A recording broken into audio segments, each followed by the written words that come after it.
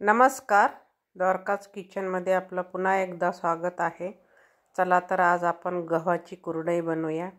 गव्हाचं चीक कसं काढायचा आणि किती वेळ गाळायचा ते आपण सगळं बघूया. किती दिवस गहू भिजवायचे.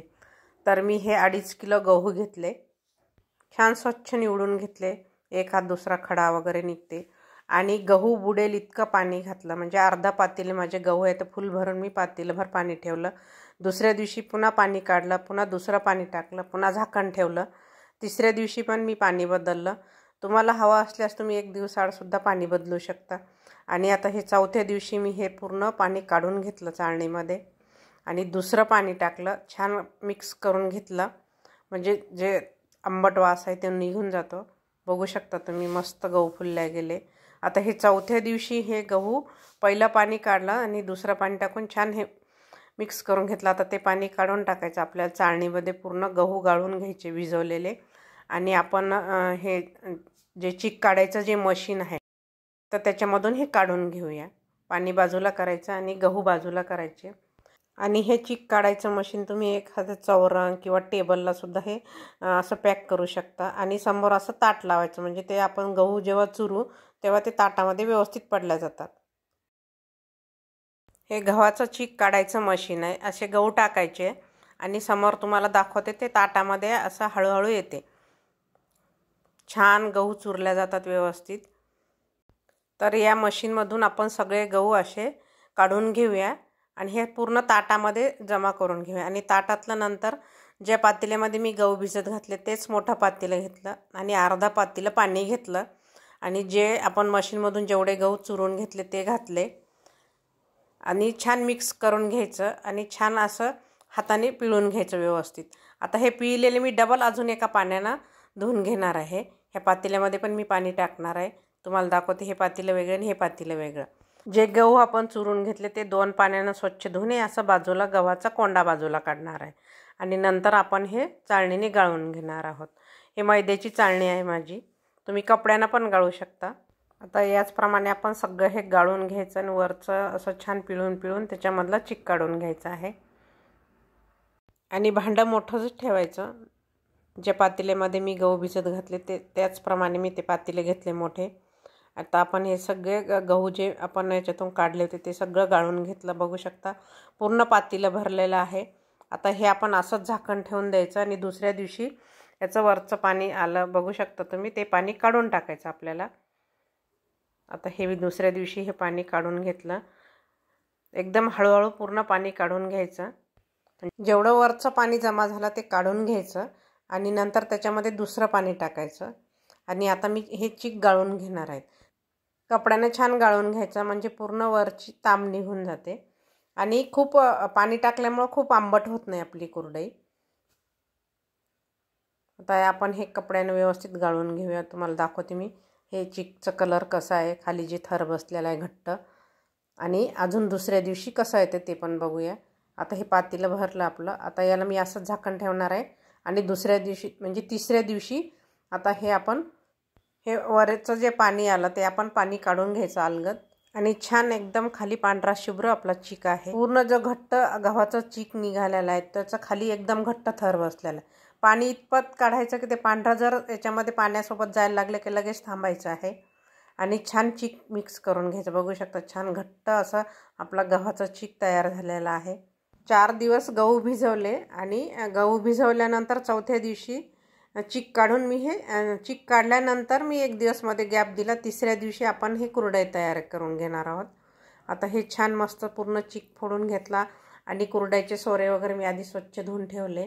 आता हे जग आहे, हे जगाने 1.5 जग माझा हे आहे चीक आहे. तर मी 4 जग हे पाणी गरम करायला ठेवणार आहे गॅसवरती. आणि गॅस फुल ठेवायचा पाण्याला उकळी येईपर्यंत. तर गॅस फुल आहे आणि 4 जग मी पाणी ठेवलेलं आहे. इकडं मी चीक छान फोडून घेतला, म्हणजे एकजीव करून घेतला. तर 1.5 जग माझा हे चीक भरलेला आहे. तर त्याच्या दुप्पट आपण पाणी वापरणार आहोत. आता मी हे 4 जग पाणी ठेवलं, त्याच्यातलं 1 जग मी गरम पाणी काढून ठेवलं, म्हणजे कमी जास्तीला आपल्याला उपयोगात येतं. आता हे मीठ घातलं चवीनुसार. पोहे खायच्या चमच्यानं 4 चमचे मी मीठ घातलं. छान पाण्याला उकळी आली. आता हळूहळू आपल्याला गॅस कमी करायचा पहिले, त्यानंतर हे आपण चीक छान फोडून घेतला तो घालायचा. आणि एकसारखं घोटून घ्यायचं. खूप मेहनत लागते हे कुरडई बनवताना. पटपट करायचं ही प्रोसेस, म्हणजे पूर्ण एकजीव व्हायला पाहिजे. आणि दोघी जणी लागताच याला, एक जण पातीला पकडण्यासाठी आणि एक जण हे चीक घोटण्यासाठी. तर आता हे सगळं मिक्स करून घेतलं आणि व्यवस्थित आता याला मी 2-3 मिनटं झाकण ठेवणार आहेत. पुन्हा 2-3 मिनटं झाकण ठेवून पुन्हा काढून पुन्हा एकदा मी पुन्हा छान एकजीव करून घेणार आहोत. छान घोटून घ्यायचं. बघू शकता तुम्ही. तुमच्याकडं काय म्हणता, घोटून म्हणता किंवा चीक हाटून म्हणता. पुन्हा मी 2 मिनिट झाकण ठेवलं. पुन्हा मी एकजीव करून घेतलं. खालीवर करून घ्यायचं, म्हणजे आपला हे चीक जो आहे तो व्यवस्थित शिजला जातो. बघू शकता तुम्ही, कलरही चेंज झाला आणि एकदम प्लेन असा आपला चीक दिसतोय. पुन्हा मी आता हे झाकण ठेवणार आहे आणि गॅस कमीच ठेवणार आहे. तोपर्यंत मी कपडा वगैरे सगळं टाकून घेतलं. आता हे मी वरती गच्चीवर पातीला घेऊन आले आणि शेवटपर्यंत झाकण ठेवत राहायचं, म्हणजे शेवटपर्यंत आपलं हे चीक गरम राहायला पाहिजे. थोडं थोडं झाकण काढायचं आणि थोडं थोडं चीक भरून घ्यायचं. हे आपण हे कुरडयाचे सोरे आहेत त्याच्यामध्ये. आणि 2-3 जणी पाहिजे, म्हणजे पटपट आपल्याला हे कुरडई टाकून घेता येते. जोपर्यंत गरम आहे तोपर्यंत हे असे कुरडया घालून घ्यायच्या छान मस्तपैकी. बघू शकता तुम्ही, मस्त कुरडई आली की नाही. आणि कुरडई टाकल्यानंतर हे असं उचलून बघायचं, म्हणजे कुरडई व्यवस्थित उचलल्या गेली म्हणजे आपला चीक व्यवस्थित शिजला गेला. कुरडई जर उचलल्या गेली नाही किंवा हाताला चिकटली तर समजून घ्यायचं आपला चीक व्यवस्थित शिजला गेला नाही.